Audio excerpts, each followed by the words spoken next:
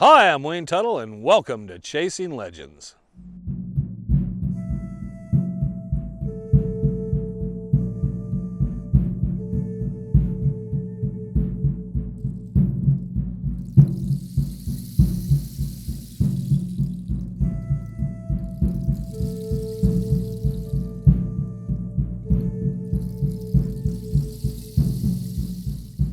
Welcome back to Chasing Legends. I'm Wayne Tuttle, your host once again. This is another episode of Chasing Legends. Please hit the subscribe button, the notification bell. They're right down there below me here. And if you go down, there's a place to leave comments. Leave a comment. We'll like them. We always keep them. We always kind of like to interact with all of you. We appreciate you watching the videos. Go to the About section. Legend, the Superstition Mountain, Dutch Hunter Rendezvous shirts, gray, black, long sleeve, short sleeve.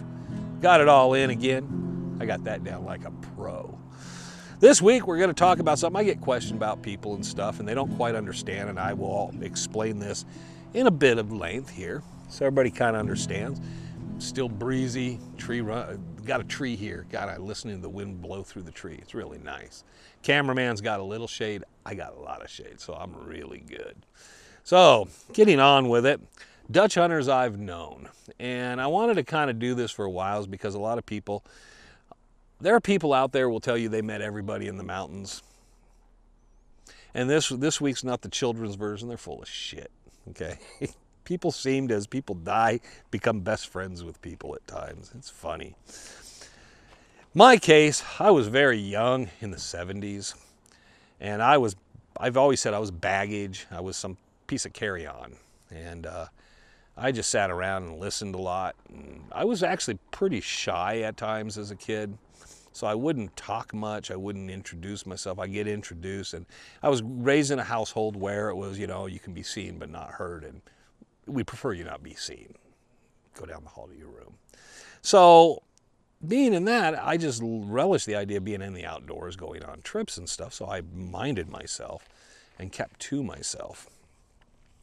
So I didn't really run into a lot of people. When we ran into people in the mountains, the guys prospecting in the 70s, as they'd be coming out, they might be just with a pack with pans and stuff jangling on them or whatever, or they'd have a pack burro. I don't think if you saw a train of horses and stuff or a big pack group, you knew that was kind of more your, what you call your weekend warrior Dutch hunters, because those guys were coming in to spend a week or so, and it was them and all their buddies, and they're looking for the Lost Dutchman Mine.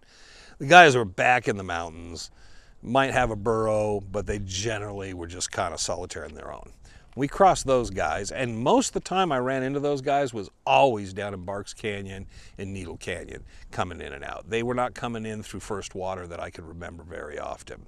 So they would be coming in and out that way, and what we would do is just stand off the trail, and they would pass by. You'd say good morning or afternoon, and they'd go like, ugh. And that was about all you got. You'd smell them too. You could smell them. They smelled like something had been dead in the mountains for about a month. So they would come out, and they all looked the same, old beards and gray and dirt, and they all kind of dressed the same. And I was always told, don't ever, like when they go by, watch them go, or stop on the trail and look back at them and stuff. No confrontation. Now, this is the 70s, you have to remember, and there was still a lot. The heyday of the mountains, with all the drama in the mountains, was the 50s, the 40s, 50s, 60s, and 70s. 80s, things started to die down with the closure, with the wilderness area and closure to mining. But when I was in there, it was still pretty. There was gunshots. People still took pot shots into camps. A lot of drama still going on. Everybody thought this was their territory. They owned these places. They had claims. It was a big deal. So we learned to be very respectful, and I was always taught just the avoidance of people, which is one of the reasons I really didn't meet anybody. As I went in by myself, there was still mining, active mining, and things went on. And I listened to where there were camps. I was always told to stay away from camps. And in fact, one individual I was with once was out on Peralta Road and said he needed to stretch his legs. Needed to relieve himself. He went off, and after about 2 hours he showed back up to the truck, sat on the back of the truck with me and said, there's some men down there. And he was pointing down in the Burns Ranch area, so he must have ran in Bob Ward's and his group. Now I'm certain I ran into the Lost Dutchman store somewhere along the line Bob Ward. All I would have told you is I probably took a glance and realized those guys are not to be messed with. I'm just leaving that alone. I didn't just particularly on my own, or even with the group of people I was with, we were young enough. We weren't sitting there and trying to be confrontational. The worst thing you can be in the mountains with someone that's cool-handed and possibly has done a number of things that most of us never would even think of, is think you're going to one-up them and you're a badder ass than they are. So I knew just right off the bat, I'm not the badass in this situation. So it's best for me to play, you know, cool, chill, calm, which works. People generally will respect that and not have issue with. The first Dutch hunter that I could say I met was Tom Kollenborn, that I knew, and later knew who that was. He'd written the articles as James Colton, and he did slideshows, he did some talks and stuff, and I got to go to a couple of those. I got to meet Tom, talk to Tom, ask him a couple questions. Tom, because he had been a teacher, and he generally was completely, and at that time he still was, every ounce of his being in the superstitions. So Tom, when I met Tom, Tom was a high school teacher. Tom knew his thing. He was still very embedded in the superstition, history, the lore, very still outgoing about it. So when I met Tom, I was at a couple of these lecture slideshow things, and I talked to him about questions. I was very particular, probably a little too particular about, you know, when you go up Bluff Springs and the Ely Anderson Trail, and after you get by the first washout there and you get down, there's that boulder on the left. There's those three boulders together. And Tom was very patient with me, but I was being so descriptive because I knew the mountains and wanted him to know where I was talking. And I think Tom might have been a little amused. He was very patient with me, and I kind of liked him. Now, at that time as a kid, Tom was 10 feet tall. In reality, Tom was only 8 feet tall. So he did get smaller as I got older. Not much. But he was everything you would think as far as a cowboy. He was big, tall, lanky. And he was very friendly. So I didn't get to know Tom. I met him. And then another instance, there was a group, and they were out by the mountains, and they were off Peralta Road. And someone there must have known, and Tom and Bob Corbin were coming in or out of the mountains or something going on, and they stopped by and they talked. Now, I don't know what it was about. I was actually disappointed. I like Bob Corbin. I think a lot of Bob Corbin. Bob and Corbin and I have sat down and had some nice talks about the Dutchman, about a number of things about life. And I respect Bob very much. But I thought when they were talking about this guy and all this stuff, I didn't catch it. I thought I was meeting Barry Goldwater. The senator, the guy who ran for president. And then it was this guy that, you know, Bob is of an enormous stature and his accomplishments in life, but Bob was as tall as me. I was like, this ain't Barry Goldwater. But he was a very nice gentleman. He didn't talk a lot. I remember Tom did a bunch of talks. People asked Tom questions and stuff. And this is when Tom was much more at ease and all. I do not know why they were there. I never understood it. I think I asked my dad about it at that time, you know, do you know? And he said, no, just someone must have known them, or they knew they were camped there and they came by to see somebody. So that was the first person I met.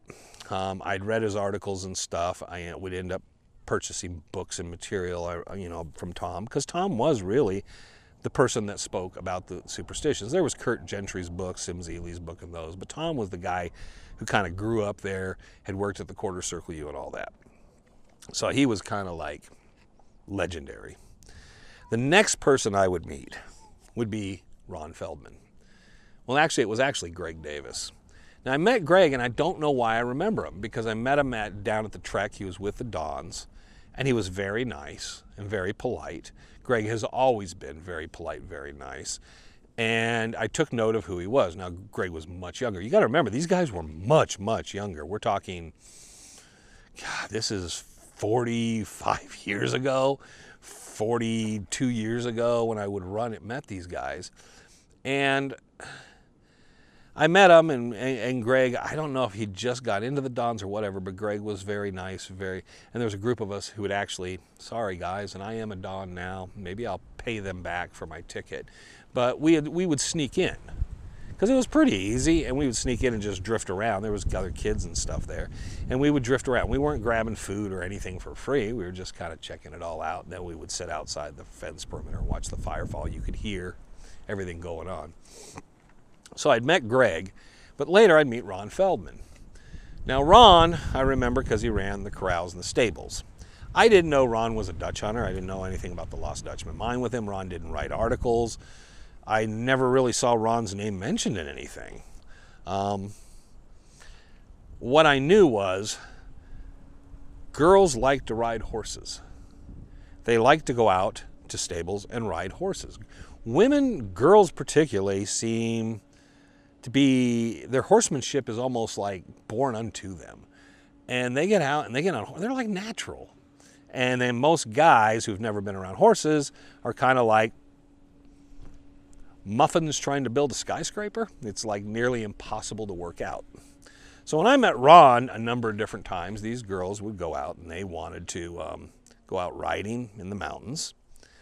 And I would go along because I liked being out in the mountains. I liked to ride horses. I liked girls. So it was like a nice combination. And I actually could ride. So I'd get out. My interaction with Ron at that point was yes, sir, no, sir. You know, do you know what you're doing? Yes, sir. And then he'd look at me like I was a freaking carrot. And I would get on the horse and go. I don't know what he thought of me. He can't remember me. I don't think Tom, Greg, or him would ever remember me. But we would get on the horse, and there's always those guys that have never been on a horse, never had anything to do with a horse in their entire life. And I had a friend like that. I will not say his name. But if you put him on a horse, the horse would go so far and then just decide, I'm in charge here. Because horses are like 5-8-year-old children, and it just decided I'm going back. And a lot of times our rides would get cut short because we'd have to go back looking for him, because thinking if he fell off or whatever, or the horse got rid of him because the horse got tired of him. So he was not a natural. He had no business being on a horse, but you know, hey, it's fun and everything else. I enjoyed it. It got me out on horseback, got me to do some trail riding. One of the girls that was out there must have got in good with Ron and them, frequented quite a bit because we didn't always have someone go out with us, a guide. One time Ron went out with us. I don't know if he was having a bad day. He ate or drank 4 glasses of lemonade without sugar, or he was just like over it. And I understand, because that was his livelihood. Everybody was riding on and everybody was dealing with, and they're out there and they're a bunch of idiots. And I will now officially apologize for my friends. But the girls were naturals. They were awesome, everything.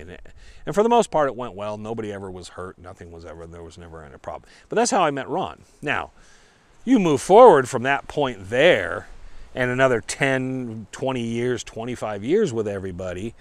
And then I start meeting everyone again. Greg was one of the first people. Greg invited me over to his house to look at his collection. I didn't know Greg had a collection. I knew this was that guy from the Dons. And he also seems to be the guy that built the museum and everything else.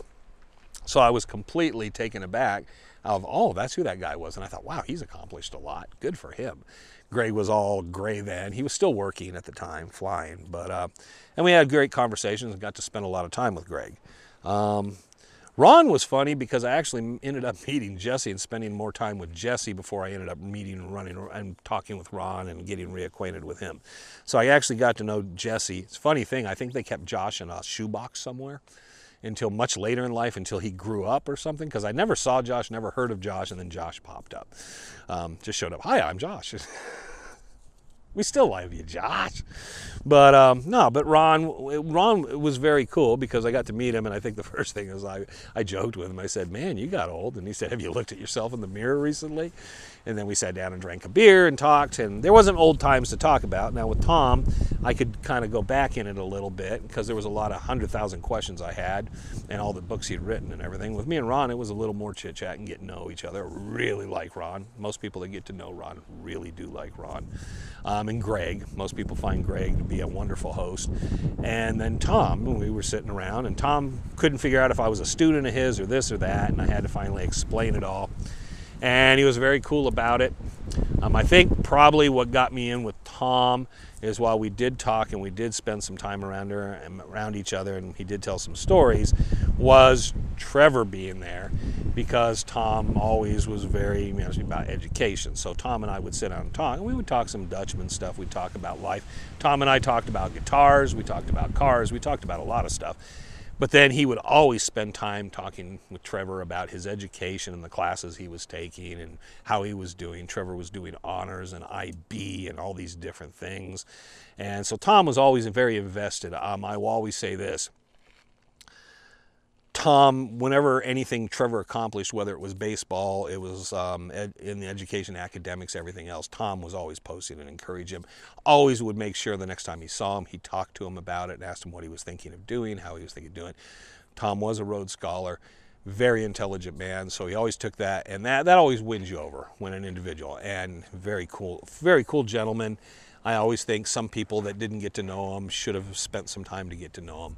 I remember Frank getting up one day and leaving because me, Keith, Ferlin, and Tom got into a complete discussion about Fender Stratocasters. And Frank was like, this is not Dutch. What the hell are they talking about?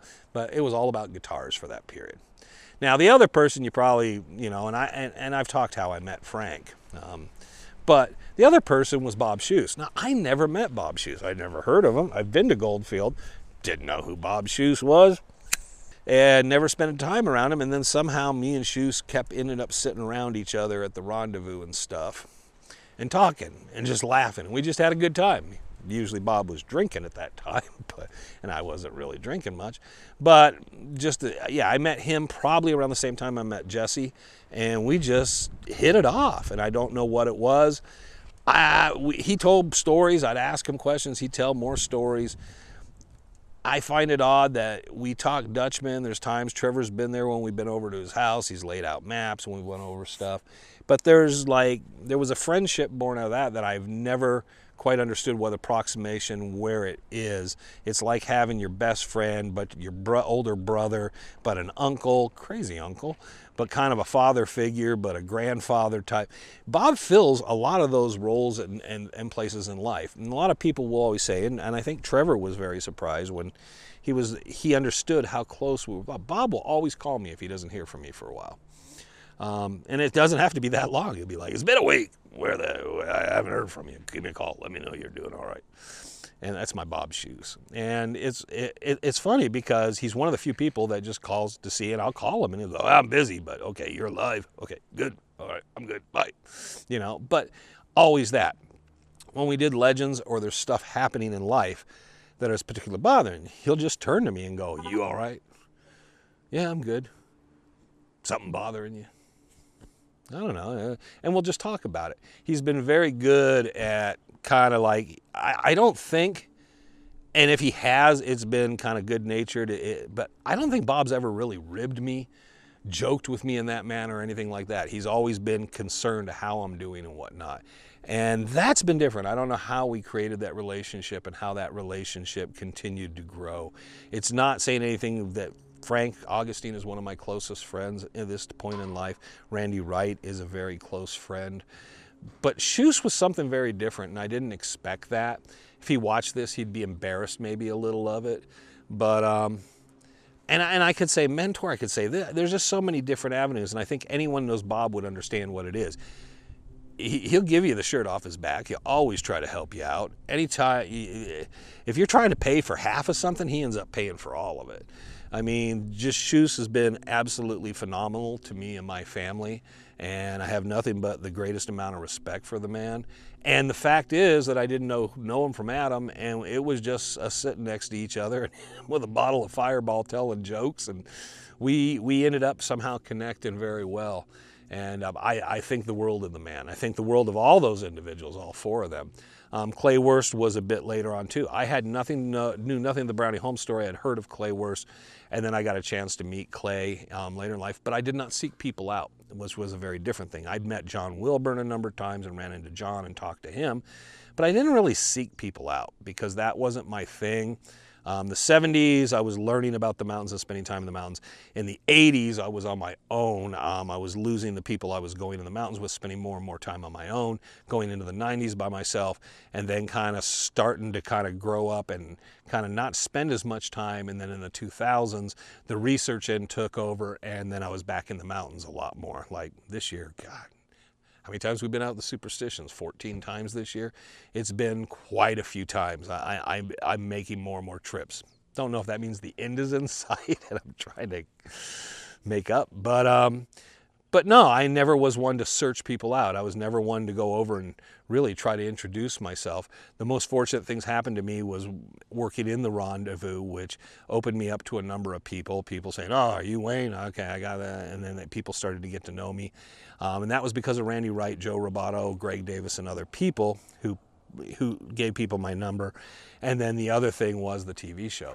If it hadn't been for that, I was much more of a guy kind of sticking to off the side. If I got to know you, I'd talk with you, but a lot of times I'm not going to say I wasn't friendly. I preferred to sit back and listen and learn from people. And then my own research, and I didn't share a lot. I share more now because I also took that from Tom. Of what you don't share, and if you're not out there educating people and doing stuff like this, then it's getting lost in the traffic, and that's a big shame. So we want to make that out there. But that's, you know, people always ask me, how'd you know to get to know all these guys and the inner circle? How'd you work away? I was just there, and then just suddenly I was there. So it's just almost this strange thing of like nothing to do with any of it. Always way on the outside. I was always one of those outsider type people. And I never had crazy theories and never really pushed anybody about anything, never pushed myself into anything, and then just suddenly I was there more and more.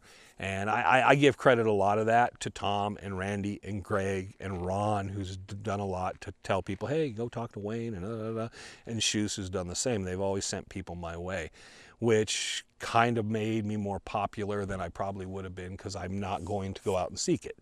But with the loss of Tom and other people, I've made this kind of something of a priority to tell stories, to share those stories, rather than put the books out and do the videos. It's a very cool thing. That being said and done, that's kind of a wrap up on that. I hope you find that interesting, a little different take in things. Something I've talked bits and pieces about here and there, but I really wanted to thank those gentlemen because Tom and Greg and Schuss and Ron, they've all been very important parts of my life for the last probably 30, 40 years off and on in a number of different ways.